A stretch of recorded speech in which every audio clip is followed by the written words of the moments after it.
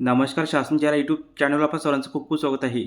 तर आताच्या घडीची सर्वात मोठी ब्रेकिंग न्यूज म्हणजे सरकारी कर्मचारी आणि पेन्शनधारकाचा जुलै 2026चा महागाई भत्ता 3%. त्या संदर्भात एपिसोडच्या माध्यमातून संपूर्ण अपडेट सविस्तरपणे पाहूया. केंद्रीय सरकारी कर्मचारी आणि पेन्शनधारकासाठी आनंदाची बातमी समोर येत आहे.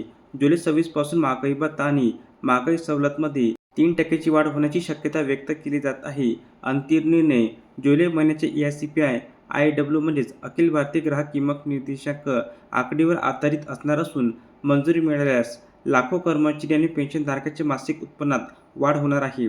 महागाईच्या पार्श्वभूमीवर केंद्र सरकार वर्षातून 2 वेळेस महागाई भत्त्यात सुधारणा करते.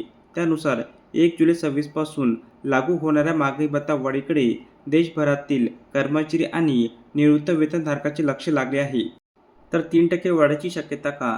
आतापर्यंत उपलब्ध महागाईच्या आकडेवारीचा विचार करता यावेळी महागाई भत्त्यामध्ये 3% वाढ होण्याची शक्यता अधिक असल्याचे तज्ज्ञांचे मत आहे.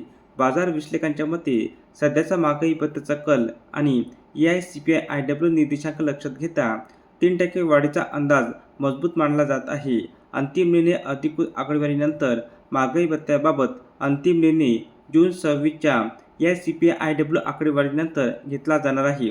केंद्र सरकार अधिकृत आकडेवारीचा विचार आढावा घेतल्यानंतर प्रस्ताव केंद्रीय मंत्रिमंडळासमोर ठेवेल.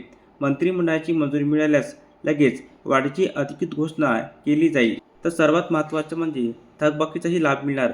सरकारकडून अधिकृत घोषणा उशिरा झाली तरी वाढीव महागाई भत्ता 1 जुलै 26 पासून लागू मानला जाईल. त्यामुळे जुलैपासून घोषणा होईपर्यंतचा फरक संबंधित कर्मचारी आणि निवृत्त वेतनधारकांना थकबाकी स्वरूपात मिळण्याची शक्यता आहे. धन्यवाद.